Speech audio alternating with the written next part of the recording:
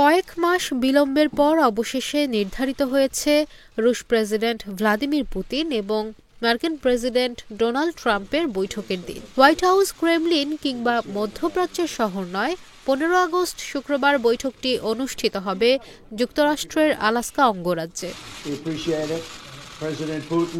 ইউক্রেনের যুদ্ধাপরাধের দায়ে 2023 সালে পুতিনের বিরুদ্ধে গ্রেপ্তারি পরোয়ানা জারি করে আন্তর্জাতিক অপরাধ আদালত আইসিসি। সেই গ্রেপ্তার এড়াতেই বৈঠকের ক্ষেত্রে আলাস্কাকে বেছে নিয়েছেন রুশ প্রেসিডেন্ট, এমনটাই বলছেন বিশেষজ্ঞরা।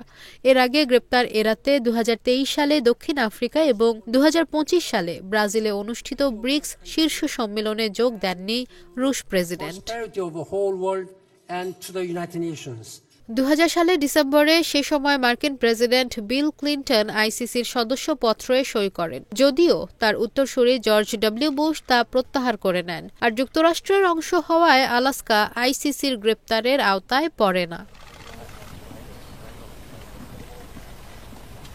আলাস্কাকে বেছে নেওয়ার আরেকটি কারণ হিসেবে বিশেষজ্ঞরা বলছেন, পুতিনের নিরাপত্তায় নিয়োজিত রুশ বাহিনীর সদস্যরা দ্রুতই পৌঁছাতে পারবেন রাশিয়া থেকে 88 কিলোমিটার দূরের রাজ্যটিতে। তাছাড়া সীমান্তবর্তী বিগ ডায়ামেড দ্বীপপুঞ্জে সেনা উপস্থিতি বাড়িয়েছে মস্কো।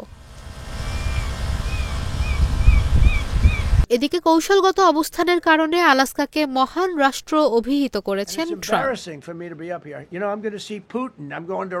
পশ্চিম বাণিজ্য হ্রাস এবং মস্কো থেকে দূরত্ব বেশি হওয়ায় 1867 সালের মার্চে আলাস্কাকে যুক্তরাষ্ট্রের কাছে $72 লাখ বিক্রি করে দেয় রাশিয়া। সেখানে রাশিয়ার উপনিবেশ ছিল।